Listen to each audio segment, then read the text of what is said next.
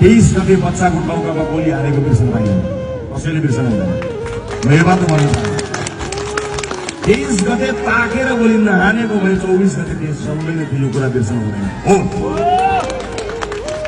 गलत हो, देशका संरचनाहरू चलाउनु गलत हो, सिंहदरबार चल्नु हुँदैन थियो। तर जलेको सिंहदरबार त बनाउन सक्छौँ नि हामी, तर ढलेको छोरो फेरि घर फर्केर आउँछ आउँदैन? यसलाई न्याय गर्ने कसरी त?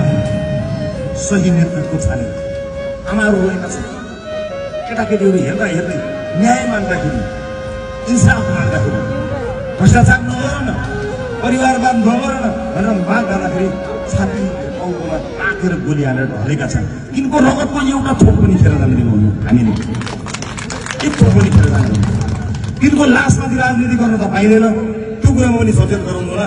तर तिनको रगतको एउटा थोक पनि खेर जान कार्यकर्ता भए या अर्को कुनै पार्टीको कार्यकर्ता भए पाउने नभए नपाउने बनाएर होइन, कानुनले जे भन्छ त्यही। यदि गलत तरिकाले गरिएको छ भने त्यसलाई कानुन सच्याएर भए पनि पाउनुपर्ने मान्छे, सुन्नुहोस् है, कानुनले दिन्छ दिनुपर्ने भनेको मान्छेलाई यो टपिकलाई, यो विषयलाई सदाका लागि यो पसल छ नि जुन यो भोट ब्याङ्कको पसल, यसलाई बन्द गर्ने मैले वचन हिजो पनि दिएको छु। यो चुनावी सभा नभएको हुनाले घोषणापत्र पार्टीको वाचापत्रमा लेखेर हामी यो कुरालाई स्पष्ट भन्छौँ।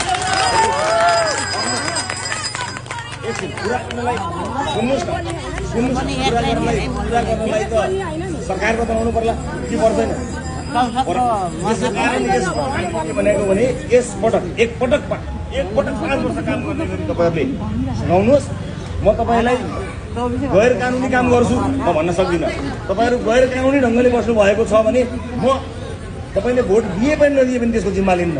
तर कानुनले तपाईँलाई दिन्छ भने अब यसलाई चाहिँ नि भोटको ब्याङ्क बनाएर हामी राख्दैनौँ, यसलाई सदाका लागि बन्द गर्ने यो वचन म तपाईँलाई दिन्छु। पर्दैन, झन्डा बोक्नु पर्दैन, होइन होइन, झन्डा बोक्ने पर्दै पर्दैन, कहिले पनि पर्दैन। तपाईँ आफ्नो काम गर्नुहोस्, तपाईँ आफ्नो विवेक कुरा र भोट हाल्नुहोस्। झन्डा बोक्नु समय छ भने मात्र बोक्नुहोस्। मेरो झन्डा बोकेका कारणले तपाईँको काम हुने होइन, कानुनले दिने भएर तपाईँको काम हुने हो, कानुनले दिने हुँदैन।